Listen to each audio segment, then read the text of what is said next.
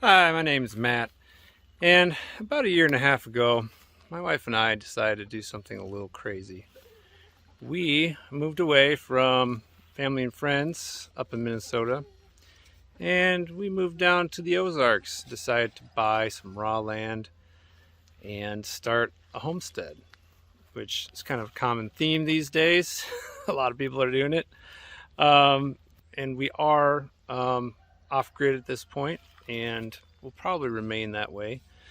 But the main thing that I'm really excited about is um, the main thing that I'm really excited about is growing things. Jelly and I bought a permaculture design course that we both did to varying degrees. I went through the entire thing, although I wasn't so good about doing the homework. Shocker, I don't really like doing homework anymore. But instead of doing homework, I just got to work and started digging swales and making mounds and planting things and improving the soil. So I just got started, and it's been a really exciting transformation so far. And I'm starting this channel because I'm just really excited about it, and I want to share this with other people in hopes that other people will start improving their land as well, or just their backyards, and producing as much of their own food as possible. But also, I'm all about the perennials and trying to take me out of the equation as much as possible by having things that are just producing year-round, whether I mess with them or not. I mean, that's the ultimate goal, is just to have the land just producing so much food by itself that I can just walk around and pick stuff and eat it, you know. That's the goal, right? Granted, annuals are great too. I'm always going to be planting tomatoes every year and other things, but focusing on the perennials and getting those going. And I'm standing in front of these important plants right here because they kind of symbolize what I've got going on here and what I want to achieve. These are Jerusalem Artichokes. In case you're not familiar with them, they are not from Jerusalem and they are not an artichoke, but they're a great plant in the sunflower family. They have an edible root, and it tastes really good. It tastes somewhere between a potato and a carrot to me, and it's just really good survival food, because this whole stand here, and I'll flip the camera around so you can take a look at it. Yeah, this whole stand of Jerusalem artichokes came from one plant that I planted last year. So, whew, talk about stacking abundance. Talk about producing abundantly. That one plant turned into all of these, and underneath this, it's just going to be loaded with edible roots.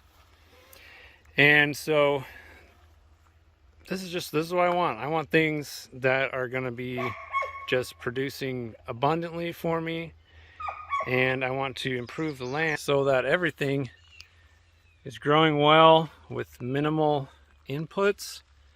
But anyway, yeah, let's look in the garden a little bit. So I'm not just planting annuals, although you'll see some here. I'm planting perennials everywhere.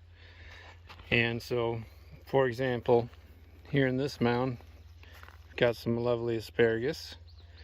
But also on either end, I have some bush cherries that I'm kind of excited about. I guess they are kind of shrubby. You know, they end up being maybe like 6 to 8 feet tall. But I guess they just get loaded with cherries. And so I planted these last year, and they didn't do a whole lot last year, but this year they're kicking out a lot of growth. And the one on the other side actually has a few little cherries on it. We had this kind of late frost that came in, and a lot of the fruit trees lost their flowers, but yeah, we got about 4 little cherries on this bush cherry, so I'll actually get to taste them this year and see what they're like. But yeah, so I've got all sorts of perennials intermixed with annuals, like this here walking onion. I'm kind of spreading those around everywhere. You can eat the bulbs, and I think they've kind of got like a half bulb at the bottom. It's not quite like a regular onion, but we actually like to eat the greens, just like regular old green onion. Chop it up, tastes great. But yeah, I got peppers and beans planted in here. Lots more asparagus. Here's a tomatillo. Another tomatillo. Got sweet potatoes started there. A lot of these tomatoes are actually ones that have sprung up from last year, so they're volunteers.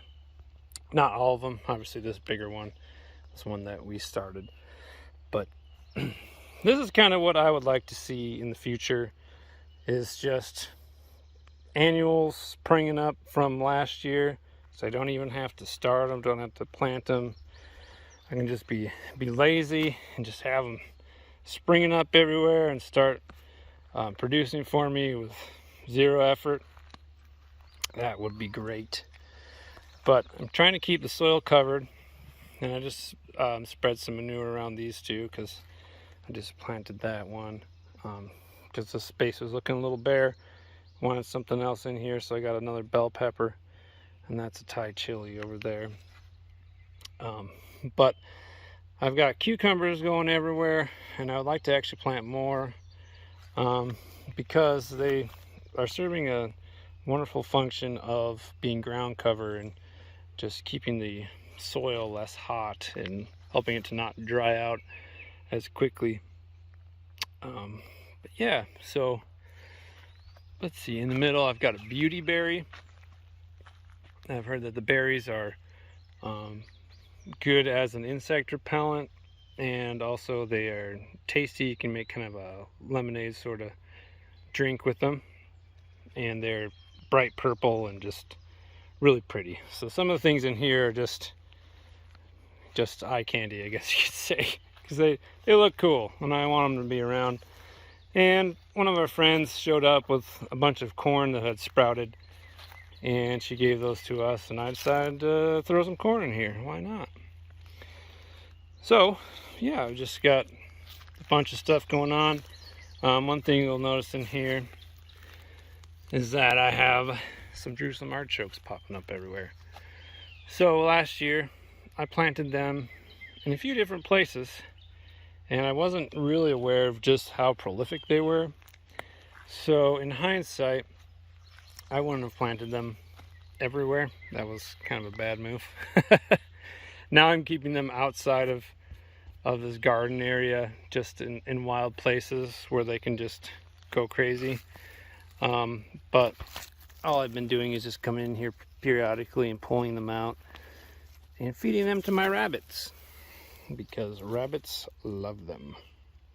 So even though, you know, some people might be freaking out, hey, there's a super invasive thing that's in my garden and I can't get rid of it. It's no big deal. I'm using them. And so every now and then just come in here and pull them out and feed them to my rabbits. No big deal. They might stick around for a while, but I think a couple years of intensively harvesting them, and then they won't be in this spot anymore. But no big deal. Useful thing to have around. Sometimes invasive things are annoying, but it's also great to have something that's just so prolific, because you can count on it to be there. And in this case, it's serving two functions. I can eat the roots and the rabbits can eat the plants. So win-win. Well, I think that's going to be it for today. So I'm going to leave you with some footage of a bunny eating some Jerusalem artichokes and the baby bunnies. Let's see if they want any. Baby bunnies, you want to eat some?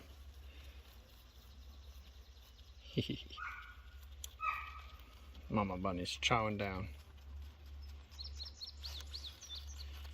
Are you gonna pull it out of my hand, are you?